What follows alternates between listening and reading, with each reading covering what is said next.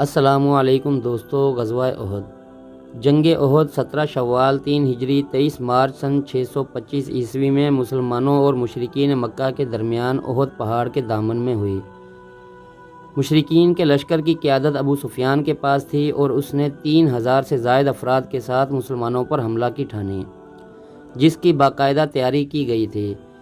مسلمانوں کی قیادت نبی کریم صلی اللہ علیہ وسلم نے کی۔ اس جنگ کے نتیجہ کو کسی کی فتح یا شکست نہیں کہا جا سکتا، کیونکہ دونوں طرف شدید نقصان ہوا اور کبھی مسلمان غالب آئے اور کبھی مشرکین، لیکن آخر میں مشرکین کا لشکر لڑائی ترک کر کے مکہ واپس چلا گیا۔ غزوہ بدر میں مسلمانوں کو شاندار فتح ہوئی تھی۔ اس کے بعد علاقے کی قوتوں بشمول قریش مکہ اور یہودیوں کو اندازہ ہوا کہ اب مسلمان ایک معمولی قوت نہیں رہے۔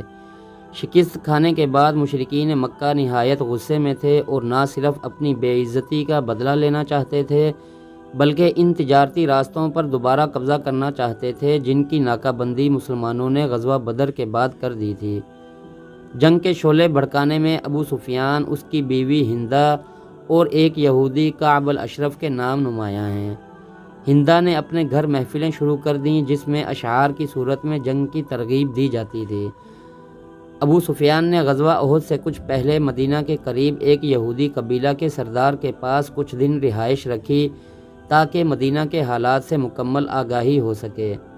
ابو جہل غزوہ بدر میں مارا گیا تھا، جس کے بعد قریش کی سرداری ابو سفیان کے پاس تھی، جس کی قیادت میں مکہ کے دارالندوہ میں ایک اجلاس میں فیصلہ ہوا کہ جنگ کی تیاری کی جائے۔ اس مقصد کے لیے مال و دولت بھی اکٹھا کیا گیا۔ جنگ کی بھرپور تیاری کی گئی۔ 3000 سے کچھ زائد سپاہی، جن میں سے 700 زرہ پوش تھے، تیار ہو گئے۔ ان کے ساتھ 200 گھوڑے اور 300 اونٹ بھی تیار کیے گئے۔ کچھ عورتیں بھی ساتھ گئیں جو اشعار پڑھ پڑھ کر مشرکین کو جوش دلاتی تھیں۔ ابو سفیان کی بیوی ہندہ نے یہ ارادہ کیا کہ نبی کریم صلی اللہ علیہ وسلم کے چچا حمزہ رضی اللہ تعالی عنہ کا کلیجہ چبائے گی۔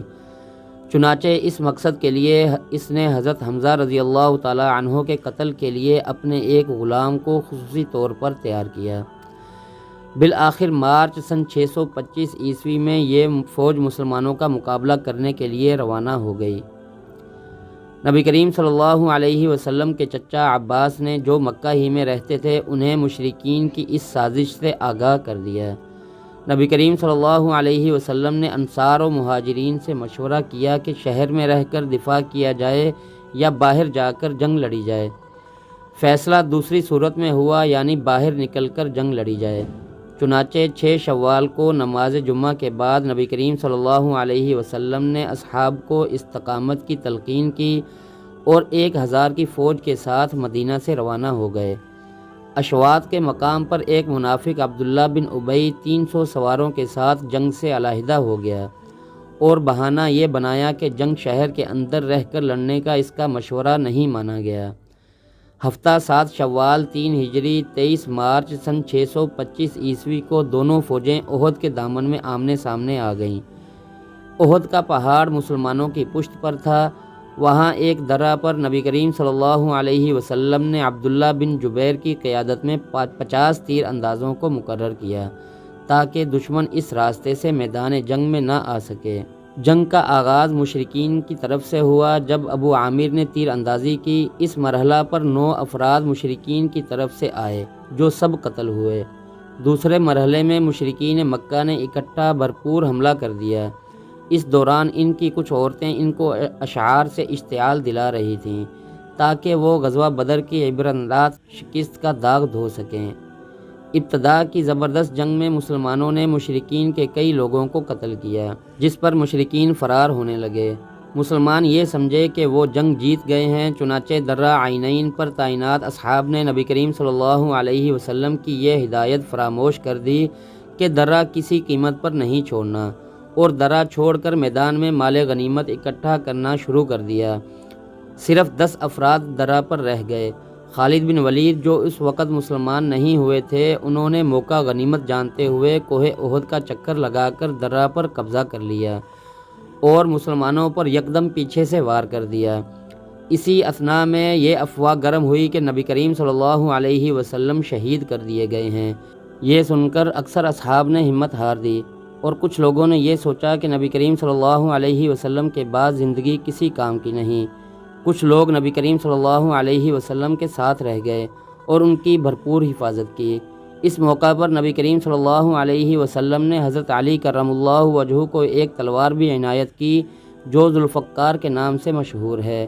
اس دوران نبی کریم صلی اللہ علیہ وسلم کے دندان مبارک بھی شہید ہوئے اور حضرت حمزہ رضی اللہ تعالی عنہ بھی شہید ہو گئے۔ کچھ وقفے بعد اصحاب میدان میں واپس آنا شروع ہوئے، چونکہ مشرکین اپنے بھاری سامان جنگ مثلا زرہ بکتر کی وجہ سے احد کی پہاڑ پر چڑھ نہ سکے، اس لیے کئی مسلمانوں کی جان بچ گئی۔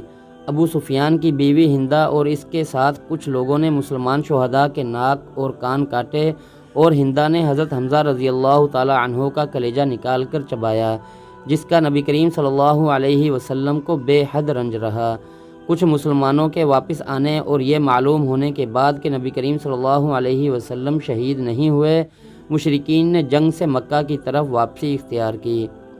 بعض لوگ اس جنگ کو مسلمانوں کی شکست خیال کرتے ہیں اور بعض کے خیال کے مطابق اس کا کوئی ٹھوس نتیجہ نہیں نکلا۔ بہرحال یہ بات واضح ہو گئی کہ نبی کریم صلی اللہ علیہ وسلم کی ہدایات کو فراموش کرنے یا عسکری نظم و ضبط کو ترک کرنے کا کیا نتیجہ نکل سکتا ہے۔ اگر درہ عینین پر تعینات لوگ درہ نہ چھوڑتے تو مسلمان فتح یاب ہو چکے تھے۔ اس جنگ میں 70 مسلمان شہید ہوئے جبکہ 27 مشرکین ہلاک ہوئے۔ مسلمانوں نے اپنے شہداء کو وہیں پر دفن کیا۔ اس غزوہ میں کسی حد تک شکست ایک تعمیری شکست ثابت ہوئی، کیونکہ مسلمانوں کو کچھ سبق ملے جو اگلی جنگوں میں کام آئے۔ مسلمانوں کو اپنی غلطیوں کو دیکھنے کا موقع ملا۔ خدا نے قرآن میں یقین دلایا کہ حزن و ملال نہ کرو، کیونکہ بالآخر مومنین ہی غالب آئیں گے۔ دوستو، ویڈیو پسند آنے کی صورت میں لائک اور چینل کو سبسکرائب کر دیں اور مزید ایسی معلوماتی ویڈیوز کے لیے ہمارے چینل کو وزٹ کریں۔